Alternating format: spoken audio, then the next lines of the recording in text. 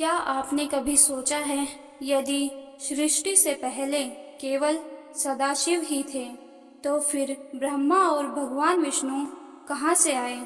क्या उनकी भी उत्पत्ति हुई थी? शिव पुराण इस प्रश्न का ऐसा उत्तर देता है जिसे जानकर आप आश्चर्यचकित रह जाएंगे। महादेव वाइब्स 222 पर आपका स्वागत है। पिछले एपिसोड में हमने जाना कि सृष्टि से पहले केवल सदाशिव ही विद्यमान थे। वे अनादि थे, अनंत थे और समय से परे भी थे। अब कथा आगे बढ़ती है। सदाशिव की दिव्य इच्छा से सबसे पहले उनकी आदि शक्ति प्रकट हुई। उन्हीं की दिव्य शक्ति से सृष्टि की रचना का कर्म आरंभ हुआ। इसके पश्चात भगवान विष्णु प्रकट हुए। भगवान विष्णु ने चारों तरफ देखा, पर उन्हें न पृथ्वी दिखाई दी, न आकाश, न कोई दिशा। चारों ओर केवल अनंत जल ही जल था। वे स्वयं भी नहीं जानते थे कि उनका जन्म कैसे हुआ। इसी कारण वे गहन तपस्या में लीन हो गए। यदि आप भी भगवान शिव और भगवान विष्णु दोनों के प्रति श्रद्धा रखते हैं, तो कमेंट में हर हर महादेव अवश्य लिखें। भगवान विष्णु की तपस्या से प्रसन्न होकर सदाशिव ने उन्हें दर्शन दिए।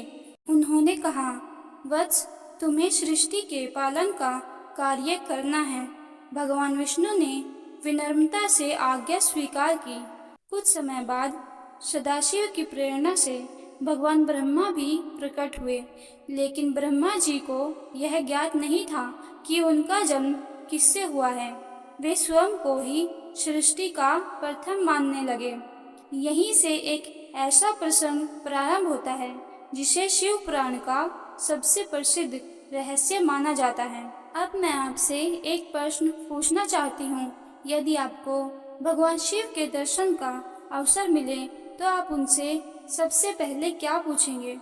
अपना उत्तर कमेंट में अवश्य लिखें। अगले ही क्षण भगवान ब्रह्मा और भगवान विष्णु के बीच यह विवाद उत्पन्न हो गया कि दोनों में कौन श्रेष्ठ है।